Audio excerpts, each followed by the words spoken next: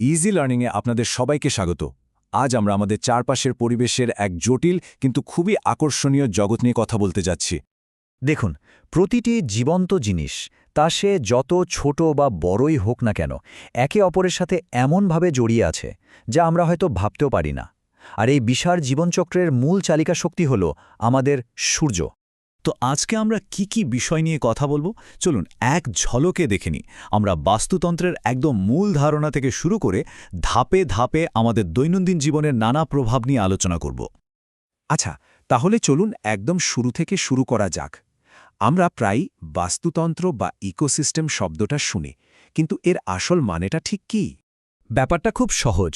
একটা বাস্তুতন্ত্র হল এমন একটা ব্যবস্থা যেখানে সমস্ত জীবন্ত জিনিস, মানে গাছপালা, প্রাণী, এদেরকে বলা হয় বায়োটিক উপাদান। তারা তাদের চারপাশের জড় পরিবেশ, যেমন মাটি, জল বা বাতাসের সাথে মিলেমিশে থাকে। এই জড় জিনিসগুলোই হল বায়োটিক উপাদান। আর জানেন তো, এই বাস্তুতন্ত্র কিন্তু দুই ধরনের হতে পারে।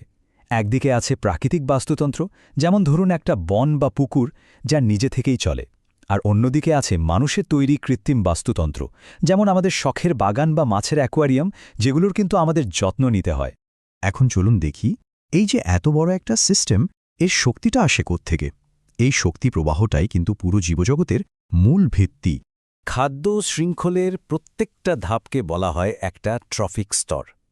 এই যে পিরামিডের মতো দেখতে পাচ্ছেন, এর একেবারে গোড়ায় আছে উৎপাদক, মানে গাছপালা। ওরা এই সূর্যের শক্তি ব্যবহার করে খাবার তৈরি করে। ওদের উপর নির্ভর করে বেঁচে থাকে তৃণভোজীরা, তারপর ছোট মাংসাশী প্রাণী, আর একদম চূড়ায় থাকে সবচেয়ে বড় মাংসাশী প্রাণীরা। তবে একটা অবাক করার মতো বিষয় হল, সূর্য থেকে যে বিপুল পরিমাণ শক্তি আমাদের পৃথিবীতে এসে পৌঁছয়, তার মাত্র 1% গাছপালা নিজেদের খাদ্যে রূপান্তরিত করতে পারে। ভাবা যায়, বাকি শক্তিটা কিন্তু পরিবেশেই ফিরে যায়। এখানেই আসছে বিখ্যাত 10% সূত্র। এর মানে হল, খাদ্য শৃঙ্খলের এক স্তর থেকে পরের স্তরে যাওয়ার সময় আগের স্তরের মোট শক্তির মাত্র 10%ই মন্ত্রিত হয়। বাকি 90% শক্তি কিন্তু তাপ হিসেবে হারিয়ে যায়। এই ছবিটা দেখলে ব্যাপারটা আরও পরিষ্কার হয়ে যাবে। শক্তি সবসময় একদিকেই যায়, মানে সূর্য থেকে উৎপাদক, তারপর বিভিন্ন খাদকের মধ্যে দিয়ে যায়। এটা কখনো উল্টো পথে ফেরে না, আর প্রত্যেকটা ধাপে শক্তির পরিমাণ কমতে থাকে। তো এতক্ষণ তো আমরা প্রাকৃতিক ব্যবস্থা নিয়ে কথা বললাম, কিন্তু মানুষের কার্যকলাপ কিভাবে এই ব্যবস্থাকে ঘেঁটে দিচ্ছে?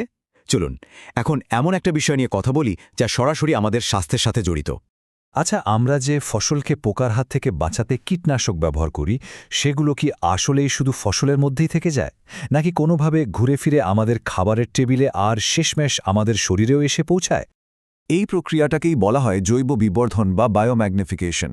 যখন কোনো অপচনশীল রাসায়নিক, যেমন ধরুন কীটনাশক, খাদ্য শৃঙ্খলে ঢুকে পড়ে, তখন প্রত্যেকটা পরের স্তরে এর ঘনত্ব লাফিয়ে লাফিয়ে বাড়তে থাকে।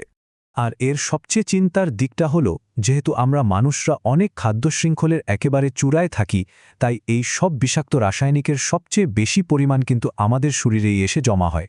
আর এটাই নানারকম ভয়াবহ রোগের কারণ হয়ে দাঁড়ায়। চলুন এখন আমাদের প্রতিদিনের জীবনের আরেকটা বড় সমস্যা নিয়ে কথা বলা যাক। আর সেটা হলো আমাদের তৈরি করা আবর্জনার পাহাড়। এই সব আবর্জনা আখের যায় কোথায়? আমরা প্রতিদিন যে আবর্জনা ফেলি, সেগুলোকে মূলত দুই ভাগে ভাগ করা যায়। এক ধরনের হলো পচনশীল বা বায়োডিগ্রেডেবল, যেগুলো জীবাণুরা ভেঙে ফেলে মাটির সাথে মিশিয়ে দিতে পারে। আর অন্যগুলো হলো অপচনশীল বা নন বায়োডিগ্রেডেবল, যেগুলো পরিবেশে বছরের পর বছর, এমনকি শত শত বছর ধরে একই রকম থেকে যায়। এই তালিকাটা দেখলেই আমরা রোজকার জীবনের অনেক কিছু চিনতে পারব। দেখুন, একদিকে আছে সবজির খোসা বা ফেলে দেওয়া কাগজ, যেগুলো সহজেই পচে যায়।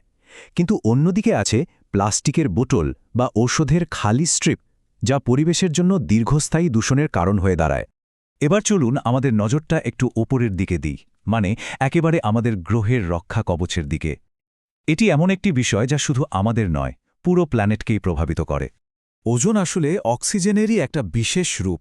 বায়ুমণ্ডলের অনেক উঁচুতে এটি একটা চাদরের মতো স্তর তৈরি করে রেখেছে, যা সূর্যের মারাত্মক অতিবেগুনি রশ্মিকে পৃথিবীতে আসতে বাধা দেয়।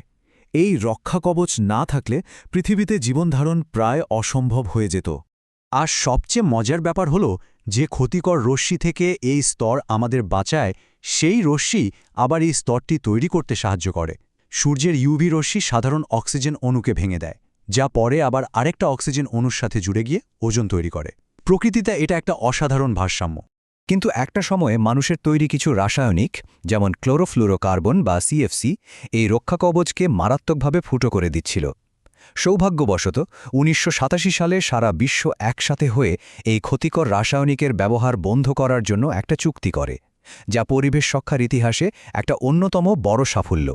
তাহলে আজকের পুরো আলোচনা শেষে একটা প্রশ্ন কিন্তু থেকেই যায়। যখন আমরা জানি যে আমাদের প্রত্যেকটা কাজ, তা খাবার খাওয়া হোক বা আবর্জনা ফেলা, পরিবেশের উপর সরাসরি প্রভাব ফেলে, তখন একটা সুস্থ পৃথিবীর জন্য আমরা নিজেরা কোনো একটা ছোট পরিবর্তন আনতে পারি। Please subscribe our channel Easy Learning for more learning. Thank you.